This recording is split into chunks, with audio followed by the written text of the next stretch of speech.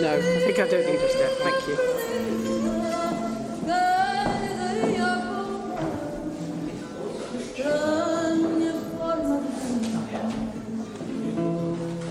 Leslie, where's the camera? Just over there, yeah. Just to the left. Yeah, the door, yeah, okay. Remember that way? Is it like that?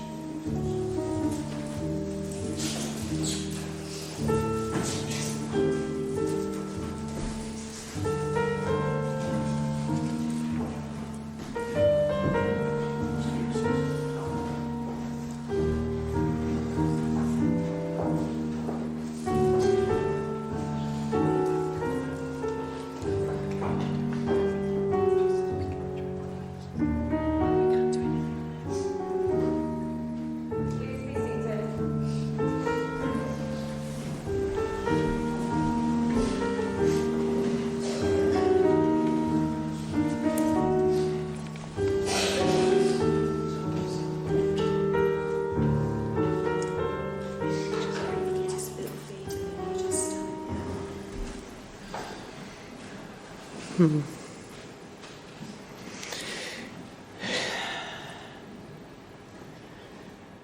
like to welcome you all for being here today. It means so much to Dad. It would have meant so much to Dad. And he'd be delighted that we're all together here to celebrate him and to connect with one another.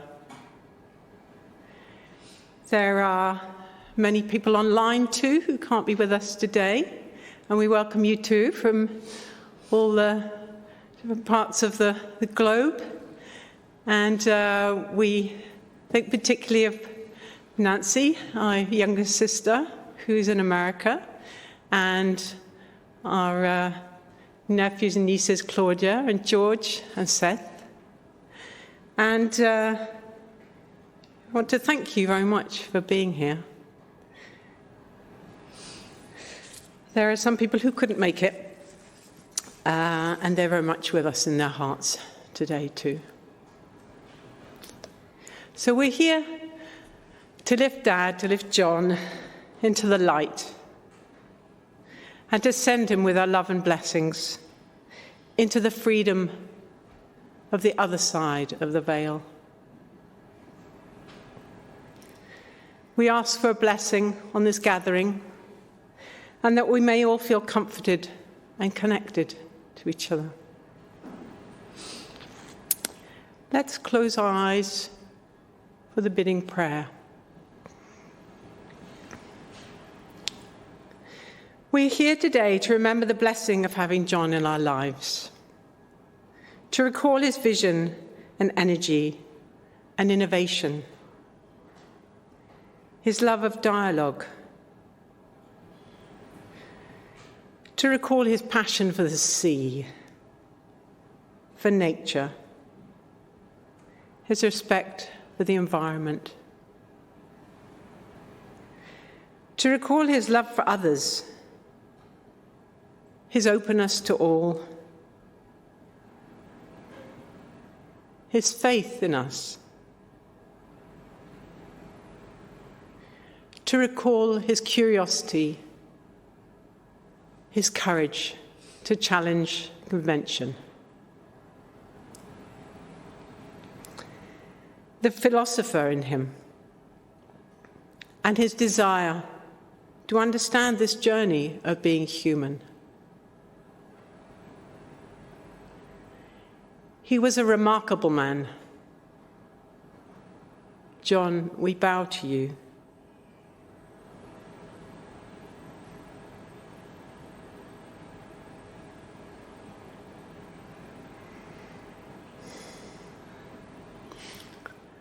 Let's stand together and sing the hymn, Jerusalem.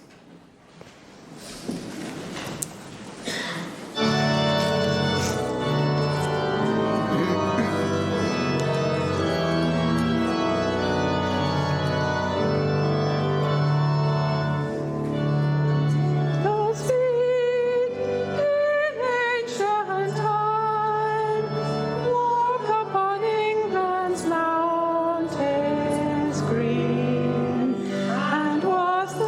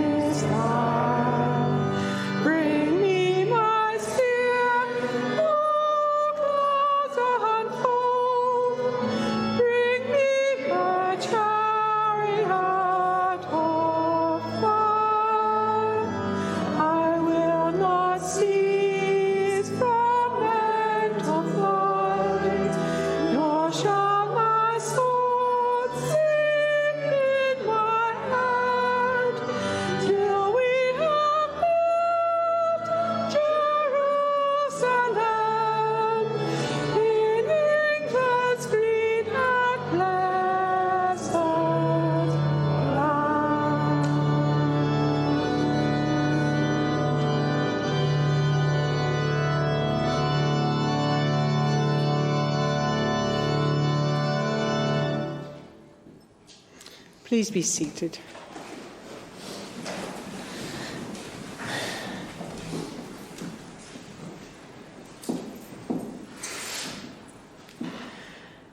Dad was never one to shy away from a challenge. Indeed, he believed that a life well lived was a life that embraced challenge itself. He chose not to follow the well-trodden path, but to venture out into the unknown. He was an adventurer at heart. There is no such thing as impossible, he used to say when we were young. David will now read us a poem by Robert Frost that Dad loved very much, The Road Not Taken. Would you like to come and join us here?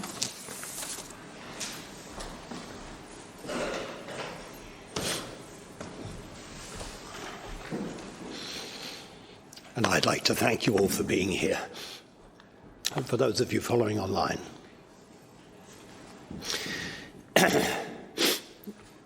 Robert Frost was one of Dad's favourite poets. The Road Not Taken. 2 roads diverged in a yellow wood, and sorry I could not travel both and be one traveller. Long I stood and looked down one as far as I could to where it bent in the undergrowth. Then took the other, as just as fair, and having perhaps the better claim, because it was grassy and wanted wear. Though as for that, the passing there had warned them really about the same. And both that morning equally lay in leaves no step had trodden black. Yet knowing how way leads on to way, I doubted if ever I should come back. I shall be telling this with a sigh, somewhere ages and ages hence.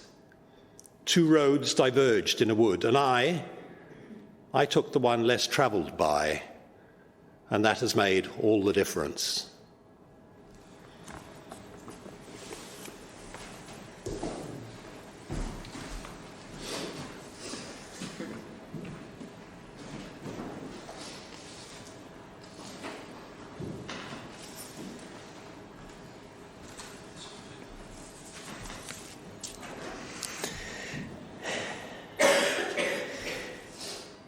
John died at the nursing home here in Edinburgh, where he'd lived for the past 5 years, on the 11th of January, a week before his 91st birthday.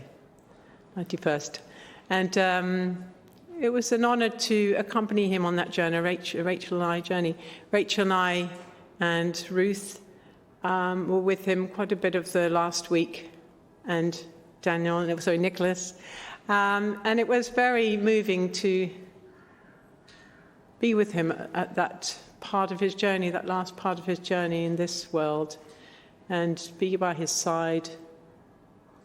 Felt very much like he was ready. He'd chosen this time, or his body was ready anyway, but it felt like a conscious choice on some level, that he knew that this was his time and he just was ready to move on. He'd been preparing himself for quite a while. And he was a much-loved husband, partner, to Serena, later to Jenny. He was also very much loved by Rachel. He was father to David, to Rachel, to Peter, to myself, to Ruth, and to Nancy. He was father-in-law to Vivian, to Christine, and he was father out of law, as he used to say, to Laurent, to Jacques, to Azim, and to Ian. He was grandpa to Emily, Claudia, Seth, Nicholas, Daniel, George, and Amalia. He was brother-in-law to Edwina, and formerly Sybil, godfather to Aidan Chitty, and to Sinbad, Sheba, Sadko, and Gulliver Gray, and a friend and colleague to many. Our sadness of Dad's death is inevitable, but it can also be transformed by a love. Though he's no longer with us, we celebrate that we were privileged and honoured to have had him in our life. And I know that he will be present for us in different ways from now on. You can count on that.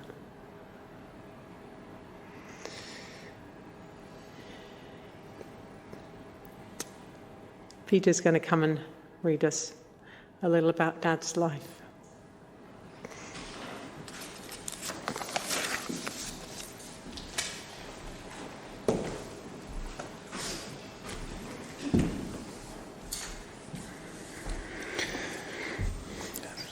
Thank you, Hannah.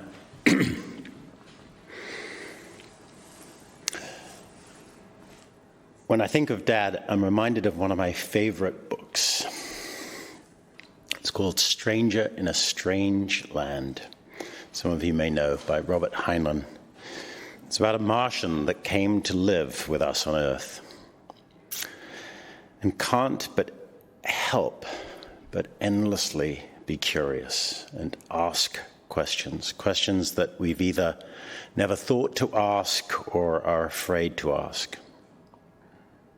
And it's still a mystery to me how such an extraordinary man came from such seemingly ordinary beginnings. But perhaps his life story holds some clues.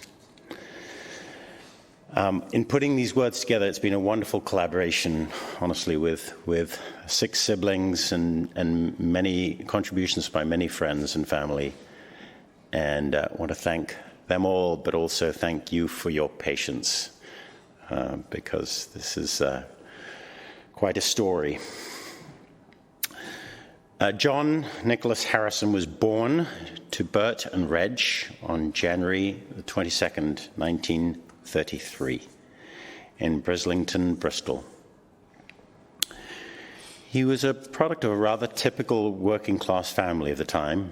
He didn't have much contact with his extended family, and with no siblings, he learned to be self-sufficient at a very young age. Although only 6 when the war broke out, John saw action as Bristol became the target of raids. In one incident, Reg dragged him face down into a ditch as a German plane flew over the field they were crossing. The plane offloaded one of its bombs as it passed, and he remembers the thump of it landing nearby. In another, his father was shaving one morning and putting his razor down to get something from another room. He came back a moment later to find a bullet hole in the mirror, fired by a passing German plane. A close shave, you might say. In an age before TV, John grew up with Saturday morning movie theatre, some of you may remember, and he was particularly entranced by tales of the Wild West, the giant landscapes, and the reverence the Native Americans had for the natural world that made a particularly lifelong impact on him. At 15, fed up with the constraints of a traditional school, he fibbed about his age and set off for Australia on the Passat, one of the last square-rig, 4-masted sailing ships to make the journey from London to Sydney.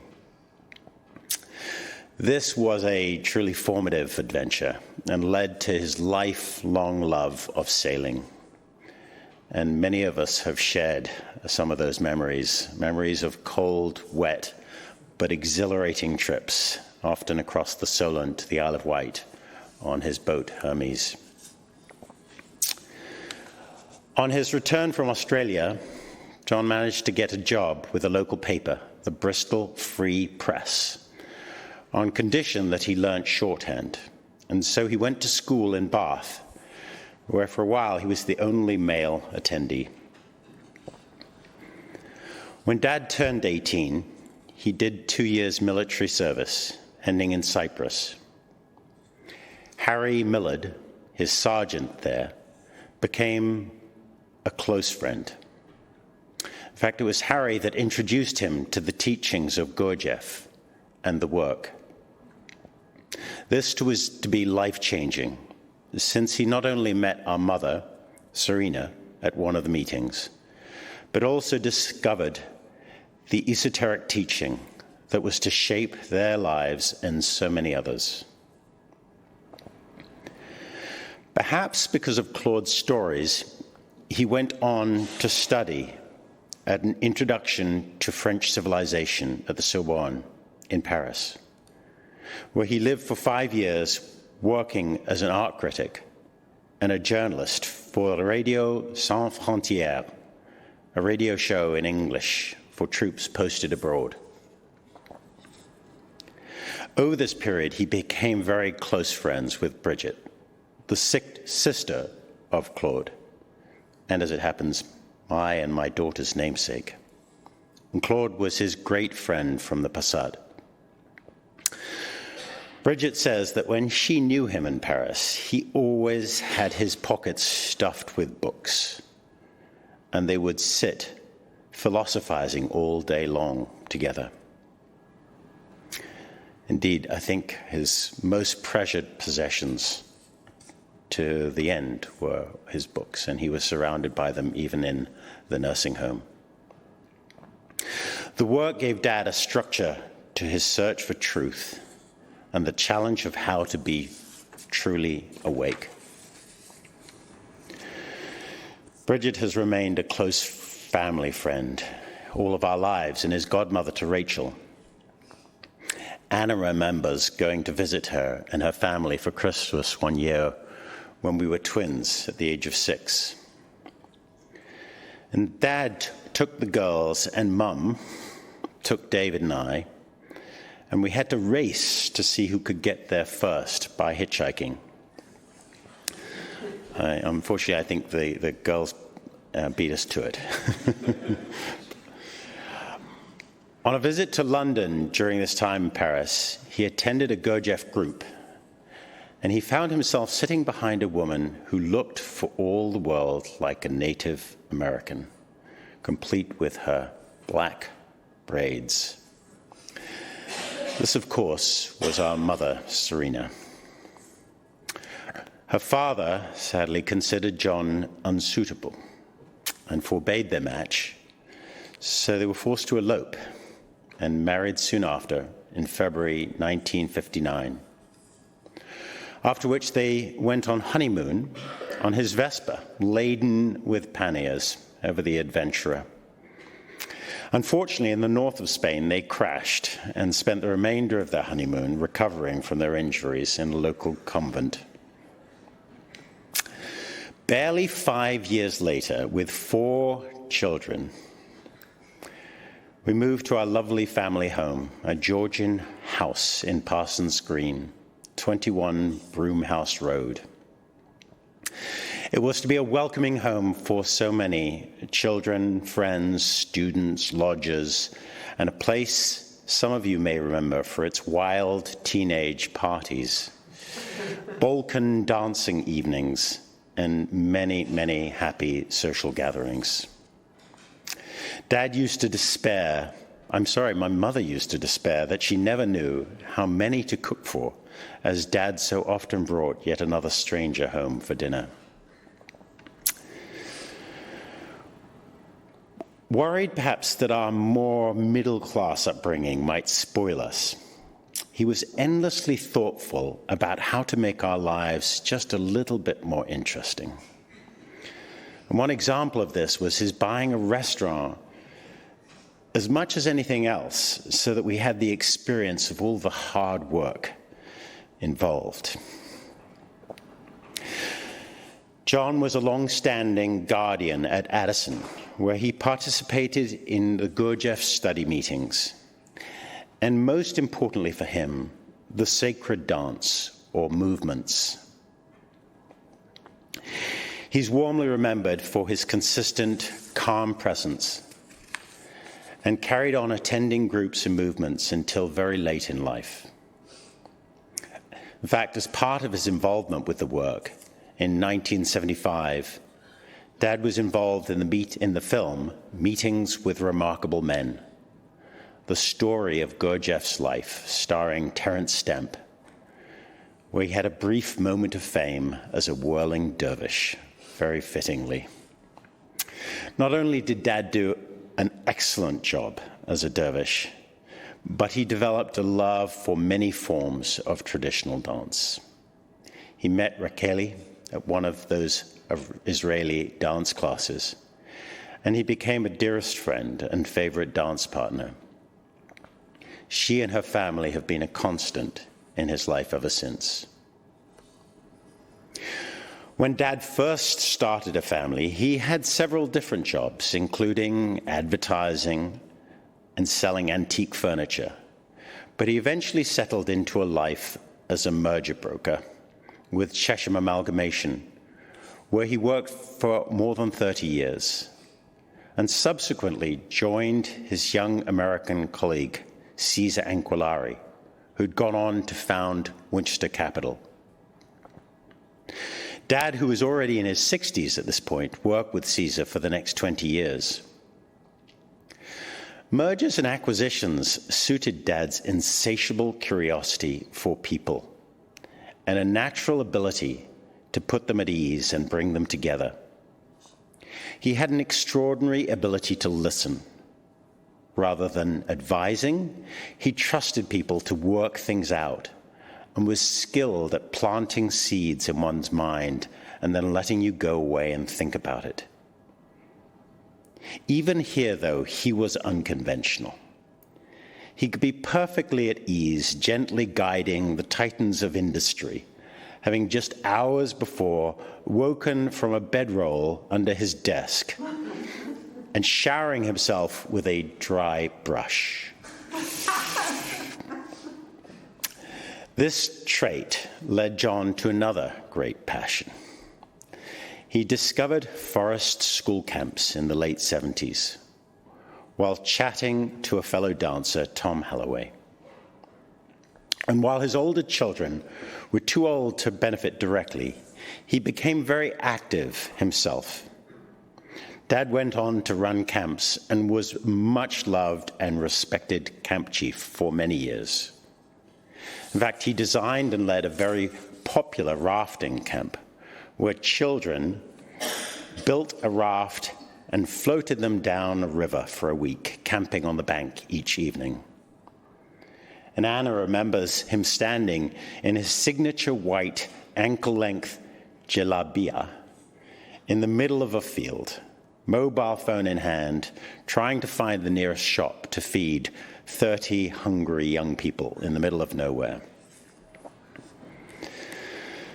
John was keen to have more children, and despite still having a great love for each other, Mum and he decided to separate when he turned 60. In spite of a number of strange years, he remained close friends with Serena and her two sisters, Sybil and Edwina.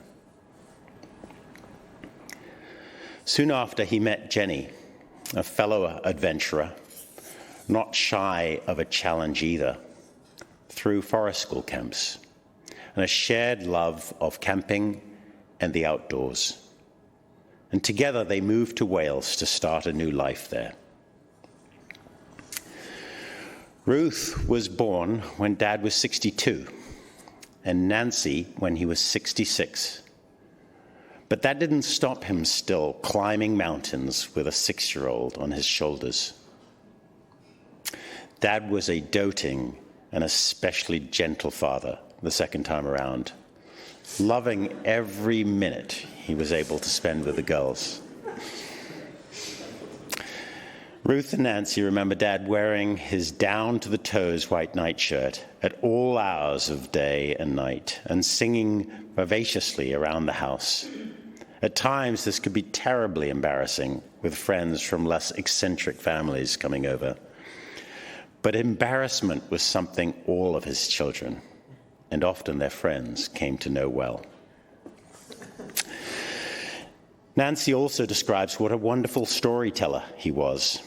She loved how his varied voices would bring a whole world to life as he read, all the while giving her a delightful foot massage. But the draw of the work groups, needing to earn a living in Israeli dance, kept him coming back to London 4 days a week for many years, leaving Jenny to do the bulk of the parenting. Dad had a long and amazing life and was physically robust, but developed Alzheimer's some years back. Forever the adventurer and never one to be pinned down. This led to a tumultuous few years trying to keep up with his many escapades. Helping Dad live through his last chapter has certainly been challenging. For Rachel in particular, we'll forever be grateful to her for making his time as comfortable and loving as possible. These years, while tough, have brought us, his children, together in a way he certainly would have loved. We're also deeply grateful to all his carers, especially his beloved Tim, who lived with him during the most challenging first few years in London, and Becky, who would so love to be here now, and who took him on so many outings and adventures in Edinburgh. Dad stopped eating and drinking at the beginning of the year. It seemed like he was making a conscious decision to go on his next great adventure. And he breathed his last breath quietly and at peace on January the 11th, having lived a rich and extraordinary life. Our father lived his life like he danced, energetically, exuberantly, courageously, and perhaps at times even a little dangerously, but always with enthusiasm, zest, gratitude that permeated everything he did. He was, as Anna said, unconventional, an adventurer, a risk-taker, a truth-seeker, a philosopher, a leader, a mentor, a lover, and of course, a great father. He held a deep respect for nature, was a pioneer in the organic and the sustainability movements. In fact, installed solar panels on our home in the 70s, long before anyone had heard of them. In London, of all places. He was a people's man and incredibly charming. He dared to tread paths that others had not trodden, to face the elements, to debate, and to ask those questions we don't normally ask. He aspired to live a simple, ascetic life. He searched for truth. He was a talker, a listener, a singer, a dancer, a sailor, and above all, an amazing father to us, and mentor and friend to so many.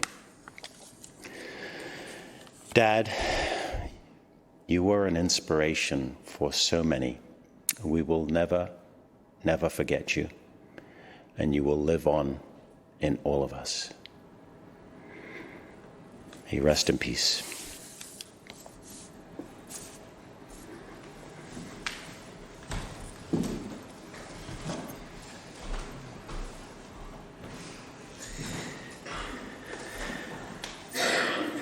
Thank you, Peter. As Pete mentioned, Dad also always had projects on the go, all sorts of interesting things he was involved in. Ethical investment with Giles Chitty, organic vegetables with Patrick Holden, at the Wind Fund with Triodos Bank, men's groups that he ran, so many different things, such a varied, rich life. And I just wanted to ask if there was anybody who wanted to come and share something with us now about him. Tim, I know you wanted to say something, and maybe Patrick, and anybody else who would like to come up and speak here. If you can come and speak here, then the people online can join in better. Patrick, do you want to? Oh, go ahead. Cephas, yes. Lovely.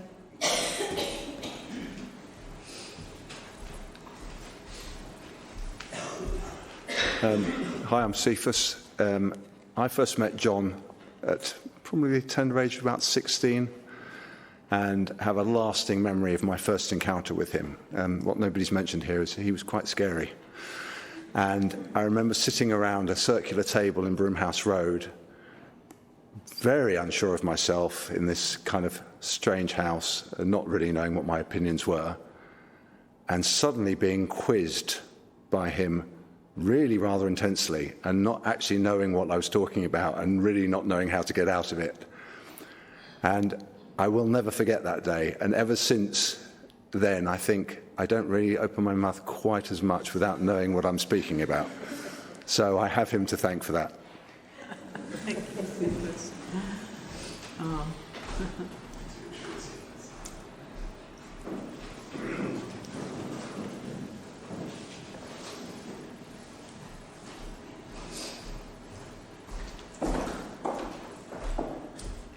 I wasn't expecting to do this, and I'd rather have a script. Generally speaking, without a script is a disaster. I'm aware that I met John at the other end of his life, where his circumstances were very different, and I should say that this is Tim, who I'm Tim. lived with Dad when he was in his 80s. But was working locally, but was in the Hammersmith and Fulham area, but living down in Kingston, and the opportunity arose through Rachel to potentially explore a home care arrangement, and I'm not quite sure what you had in mind or what you didn't have in mind, but. And then obviously things kind of worked sufficiently well, and everything I was just going to say completely gone out of my mind. One of the things we did was we turned the flat into a cordial making laboratory. Sorry, John. You weren't expecting that either, and so the two of us standing side by side, crushing plums in our hands. And I thought, well, actually, I like fruit and growing and cultivating, and but so much of what's been shared this morning in terms of, I suppose, expression or creativity. I think there was something about the squeezing of the plums. That doesn't sound right. Sorry, forgive me. Squeezing the plums, but chopping these pears and the two, but also food preparation. I'm aware that was something that perhaps didn't happen quite so much when I wasn't there. There was one occasion. John knew I worked locally, but he didn't know exactly where I lived. But he knew enough of where I lived, where I was working, to go and knock on every single door down Brook Green until he found the place where they kind of stared at this man thinking, this is John, because I'd spoken about John. And then I think he received a ticking off from his daughter that he was not to go and do that again. But especially as it was a safe house. It was a safe house. It was a safe house. And they were like, there's this strange man at the door. What do we do? Anyway, my manager went out and said, John, isn't it? And so they reassured him that they would get a message to Tim. Is my friend Tim there? Those were his words. That's enough. Possibly leg of mutton, going on walks. And I think towards the end, it became a bit more challenging with, you'll be getting calls at like 3 o'clock in the morning from the railway police at Paddington train station saying, we've got Mr. Harris in there. Is that Tim? I said, yeah, where is he? Where are you, John? Sorry. And in the end, that was the start of the process, which required a slightly different arrangement. So yeah. Anyway, thank you, John, for giving me the opportunity to share time with you and to get to know your family. And yeah. Thank you, Tim.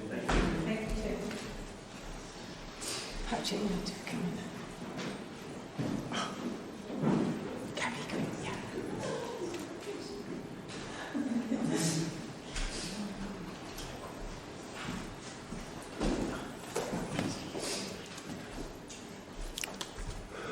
I'm Patrick Holden, and I too am involved with the Gurdjieff work. In fact, Addison Crescent was just mentioned. I shall be there, remembering John, who used to open the door when we went there as the guardian, and I shall be there on Thursday, and I shall think of him as I cross that threshold.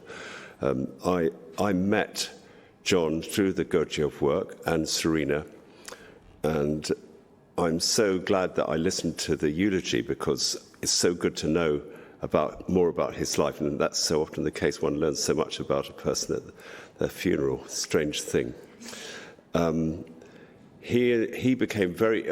I was a hippie back to the lander, set up a community farm in West Wales, and he became very interested in what we were doing and came with Serena to stay for the weekend, I think in around 1983, when we were growing carrots, and I was taking them up to London to make sense of my journey to Addison Crescent.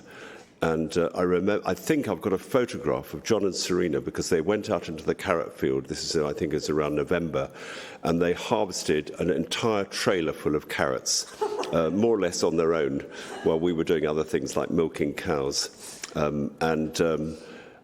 That was very John. And he also was an investor in a company called Organic Farm Foods, which actually went into liquidation after about 5 or 6 years. But he was so amazingly brave and courageous and just backing crazy projects, and that was very much the mark of the man. And so I continued to know him for many years, but ironically, because I got very busy with my farm life and my day job, we sort of drifted apart, ironically, when he was in Wales.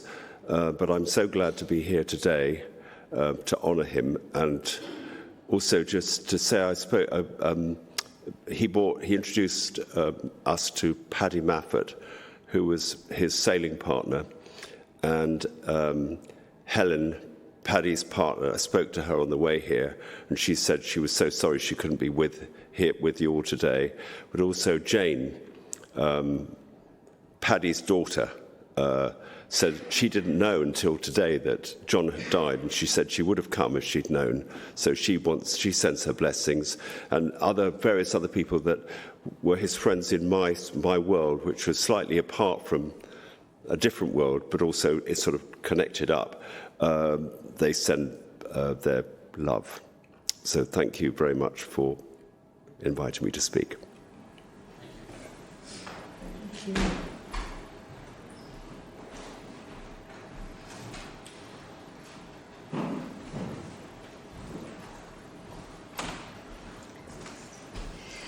Hi there, my name is Gabby, and the first time I met John was in Machynlleth in the swimming pool.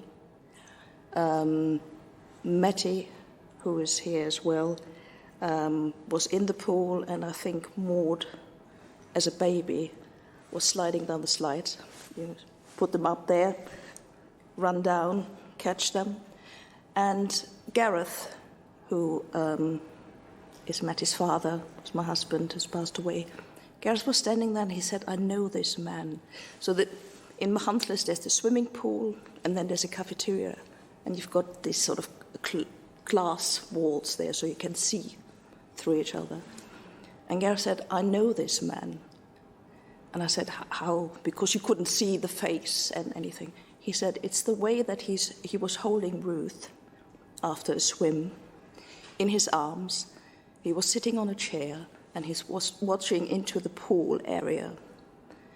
And Gareth said, it's the way that he is sitting, which is in reference to the work. And he knew John from the film as well and from being in the group.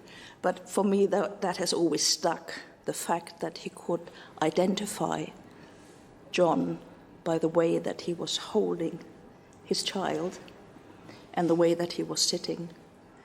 And the other beautiful memory I have is a pathway to the house full with alpine strawberries.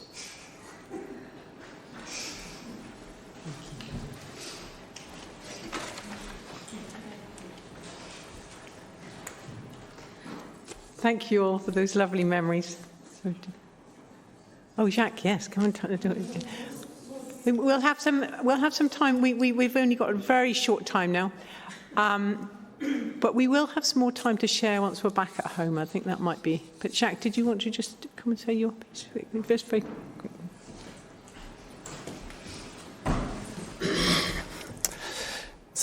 I'm Jacques. I am one of his sons out of law. Thanks to Anna. I remember John when I met him, the first time I met him. We had a face-to-face meeting in a camper van, and he offered me a present. And it was a beautiful porcelain box, gentleman's relish. Gentleman's relish. Relish. I didn't know if my English wasn't good enough or if my understanding of the gentleman's relish. And so the box was empty. And he tried to explain me different things. And in fact, he was in a philosophical way, and I was in a practical way. And for me, I wasn't at ease at all about that explanation, about that box, what I was supposed to do with that box.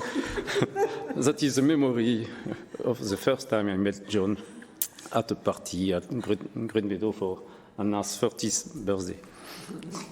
Thank you, John. Oh. So thank you all. And we shall share some more later, no doubt.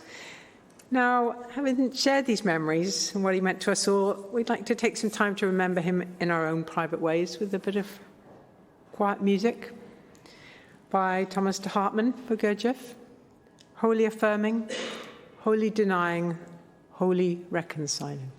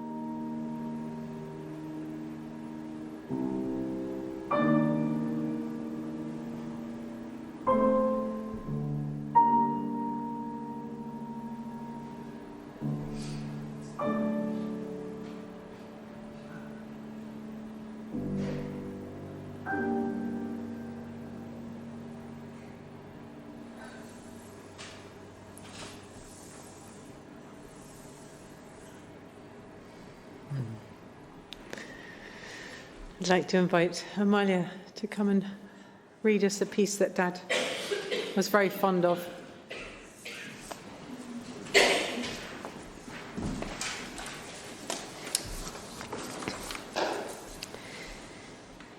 The Invitation by Uriah Mountain Dreamer. It doesn't interest me what you do for a living. I want to know what you ache for, and if you dare to dream of meeting your heart's longing. It doesn't interest me. Take your time.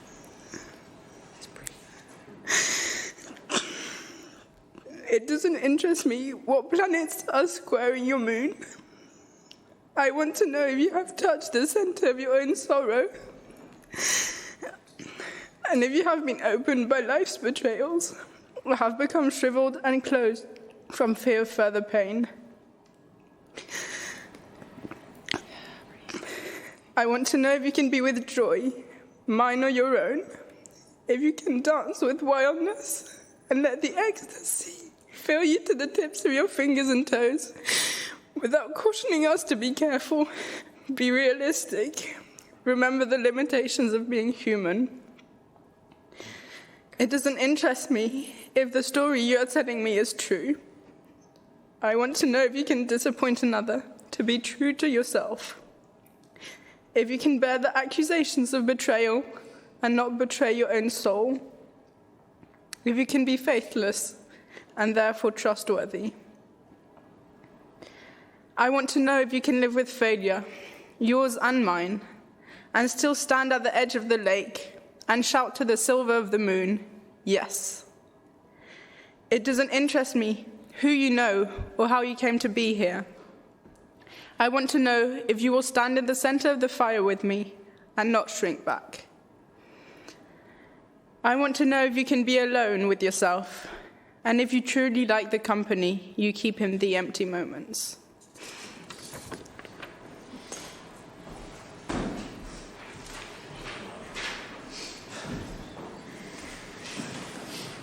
Thank you, Amalia.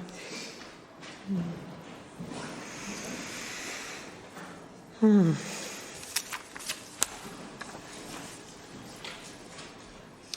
going to read a piece by Rabindranath Tagore. Peace, my heart.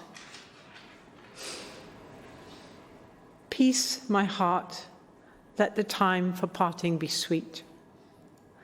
Let it not be a death, but completeness. Let love melt into memory and pain into songs. Let flight through the sky end in the folding of wings over the nest. Let the last touch of your hands be gentle like the flower of the night. Stand still, O beautiful end, for a moment, and say your last words in silence. I bow to you and hold up my lamp to light you on your way.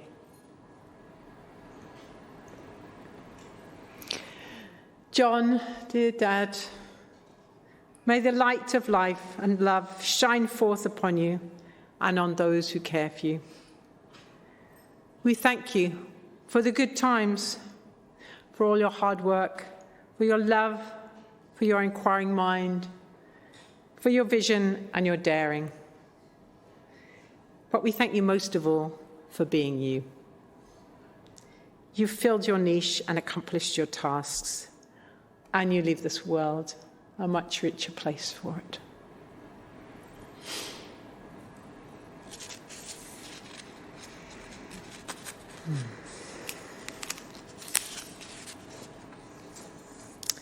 May you be blessed with peace and understanding as you travel on.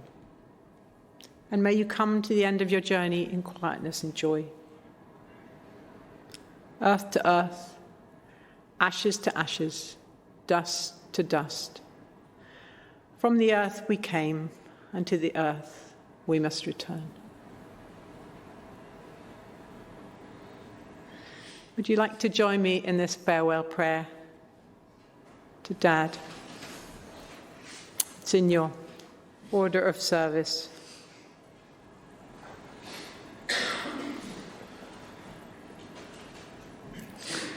Dad, John, May your love be reflected in all who knew you, and may you continue to live on through the lives of those you leave behind. Your legacy is that of a great man and a great example. And so, into the freedom of the wind and the sea, we let you go.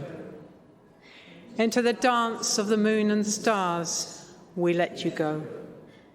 Into the wind's breath and the eternal light, we let you go.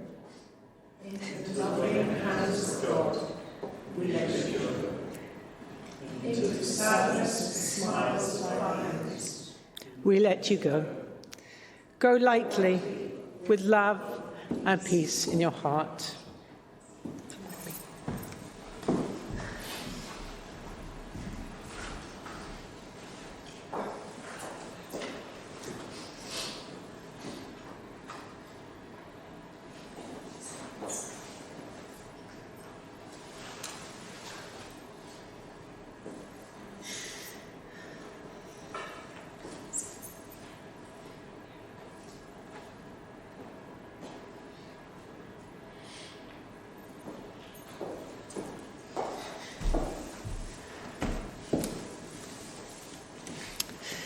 Well, we've got a little song that we'd love to share with you, that Rachel and Emily and Nicholas and Daniel and Ruth are going to come and sing, and please feel free to join in and send Dad on his way.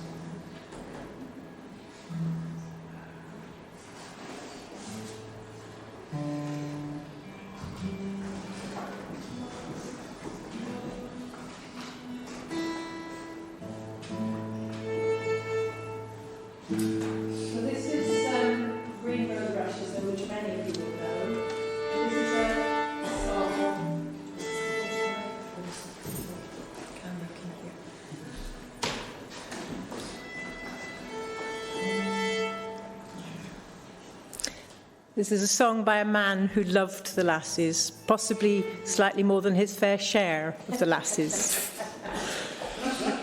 And if you would like to join in on the chorus, that would be fantastic. I think, do you want to sing? I think you need to stay at the microphone so they can hear you. I'm quite loud. It doesn't matter. Okay. Well, you can people on the webcast.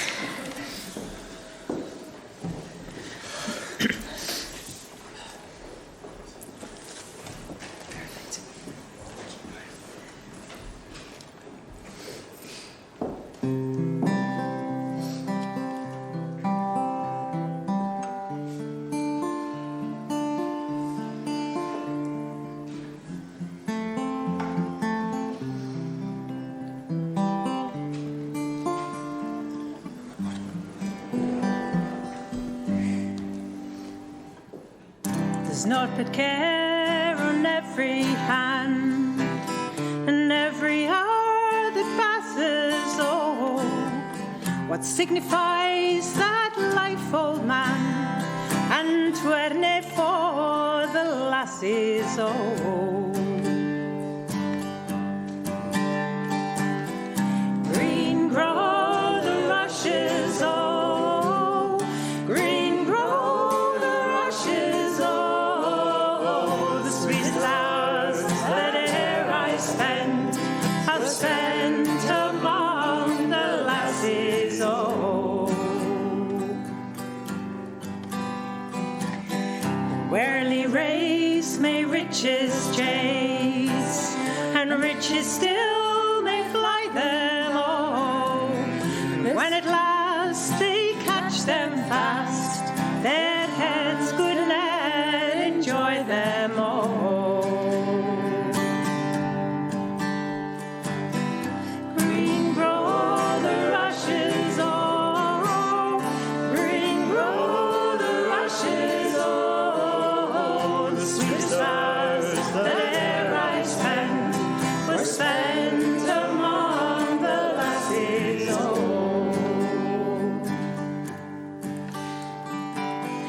Give me a can of tea. My arms about my dearie, oh. Well, it has, and well, man, may all get off the teary, oh.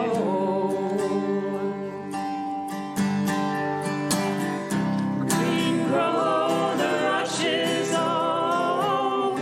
Green grow the rushes, oh. The sweetest hours that e'er I spent were spent among the lassies, oh.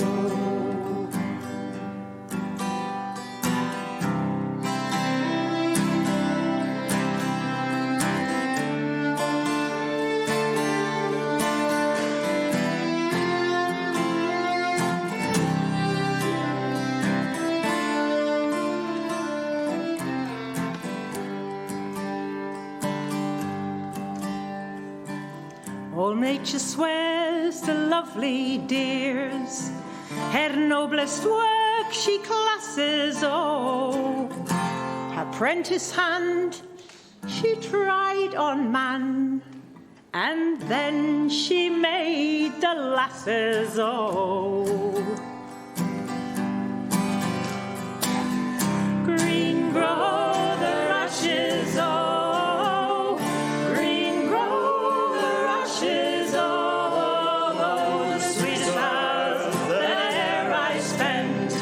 Spent among the lassies, oh. Green grow the rushes, oh. Green grow the rushes, oh. Sweetest hours that there I spent were spent among the lassies, oh.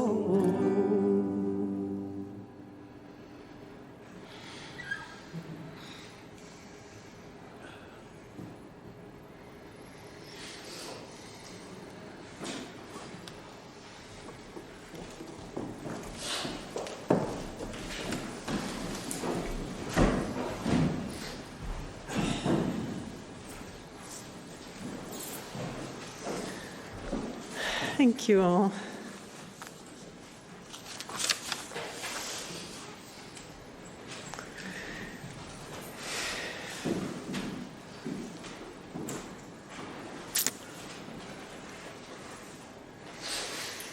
I think Dad was my biggest champion.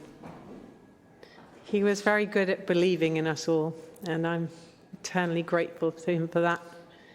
And I shall carry that with me for the rest of my days. I'm sure many others will too. Leave now with peace in your hearts and in charity with one another. As you face time separated from Dad and John, do so with feelings of lightness and satisfaction. We were privileged to know him. He'd wish us to remember this with joy. His hopes and dreams now rest with us. Let us recall all those aspects of his life which we honoured, respected and loved, and let their subtle influence help us to make the difference that we can in this life.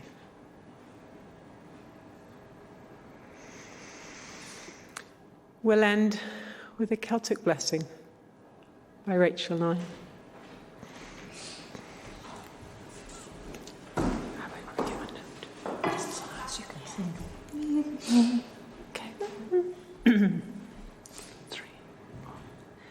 May the road rise with you. May the wind be always at your back. May the sun shine warm upon your face. May the rain fall thoughtfully on your fields.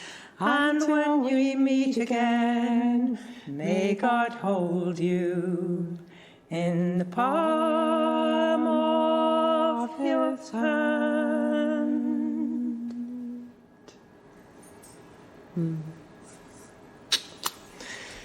Thank you, Dad. Thank you for bringing us all together. Thank you all for being here. And may the dance go on.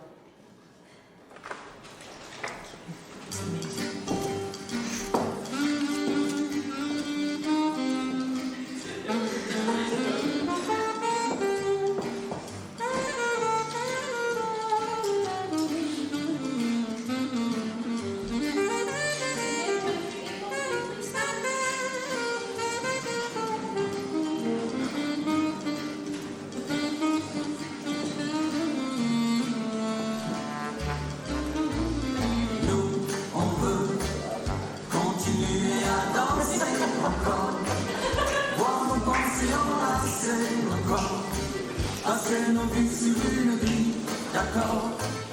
Oh non, non, non, non, non, on veut continuer à danser encore. Voir nos pensées enlacer nos corps. Passer nos vies sur une grille, d'accord. Nous sommes des oiseaux de passage, jamais dociles ni vraiment sages. Nous ne faisons pas allégeance à l'ombre en toutes circonstances. Nous venons briser le silence. Et quand le soir à la télé, Monsieur le bon roi parlait, venu annoncer la sentence, nous faisons preuve d'irrévérence, mais toujours avec élégance. Nous, on veut continuer à danser encore, voir nos pensées enlacer nos corps. Passer nos vies sur une grille, d'accord. Oh non, non, non, non, non, non, on veut continuer à danser encore. Voir nos pensées enlacer nos corps. Passer nos vies sur une grille, d'accord. Auto, métro, boulot, conso, auto-attestation, consigne, absurdité sur ordonnance. Et malheur à celui qui pense. Et malheur à celui qui danse. Chaque mesure autoritaire, chaque relance sécuritaire voit s'envoler notre confiance. Il faut pas de temps d'insistance pour confiner notre conscience. Nous, on veut continuer à danser encore, voir nos pensées enlacer nos corps. Passer nos vies sur une grille, d'accord.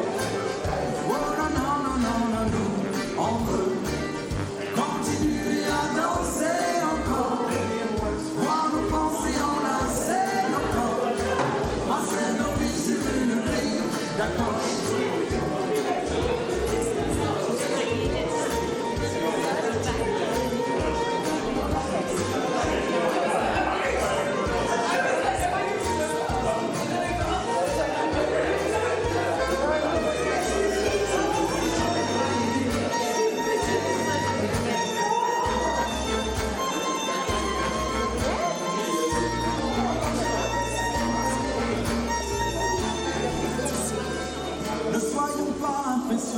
Par tous ces gens déraisonnables, vendeurs de peur en abondance. On sachant que pour notre santé mentale, sociale et environnementale,